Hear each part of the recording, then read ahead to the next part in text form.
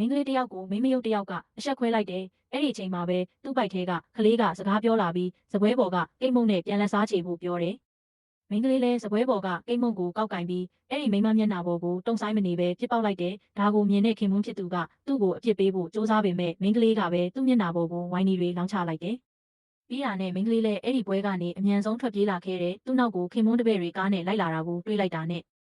မိန်းကလေးလည်းလူသူကင်းမဲတဲ့နေရာမှာအမြန်ပုံးနေလိုက်တယ်ဒီအချိန်မှာပဲသူ့ပိုက်ထဲကကလေးကသူ့ကိုကာကွယ်ပေးနေမှန်းသူသဘောပေါက်သွားတယ်မကြခင်မွေးဖွားလာမဲ့ကလေးကိုပြုစုဖို့ငွေရှာရမယ်လေ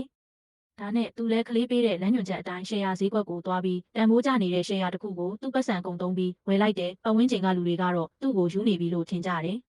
အဲ့ဒီအချိန်မှာပဲသူခင်ပွန်းဖြစ်သူကလည်းရှယ်ယာဈေးကွက်ကိုရောက်လာတယ်မိန်းကလေးဝယ်ထားတဲ့ရှယ်ယာကိုတည်သွားတဲ့အခါခင်ပွန်းဖြစ်သူကသူ့မိန်းမကိုအယူလို့လှောင်ပြောင်ပြီးသူ့ကုမ္ပဏီကရှယ်ယာကိုပဲဝယ်ဖို့အကြံပေးတယ်အဲ့ဒီအချိန်မှာပဲကလေးကသူ့ကိုအဲ့ဒီရှယ်ယာကိုမဝယ်ဖို့တတိပေးတယ်မိန်းကလေးလည်းအဲ့ဒီစကားကြားတာနဲ့ချက်ချင်းပဲထွက်သွားလိုက်တယ်သူထွက်သွားပြီးတာနဲ့ခင်မွန်းဖြစ်သူအကြံပေးခဲ့တဲ့ရှယ်ယာတွေကဈေးကျသွားတော့တယ်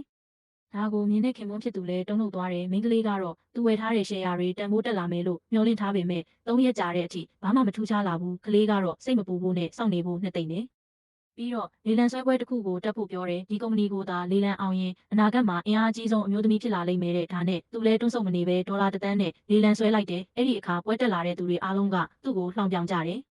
ခင်ပွန်းဖြစ်သူကလည်းသူ့မိန်းမဒေါသထွက်နေတာပဲလို့ထင်ပြီးဈေးနှုန်းကိုဒေါ်လာ9 သန်းထိတိုးမြင့်လိုက်တယ်ဒါပေမဲ့ကလေးကတော့ဒီ project ကအမြတ်အများကြီးထွက်မယ်လို့ပြောတယ်မိန်းကလေးလည်းသူ့ကက်ကိုမြှောက်ပြီးဒေါ်လာ120ထိလေလံတင်လိုက်တယ်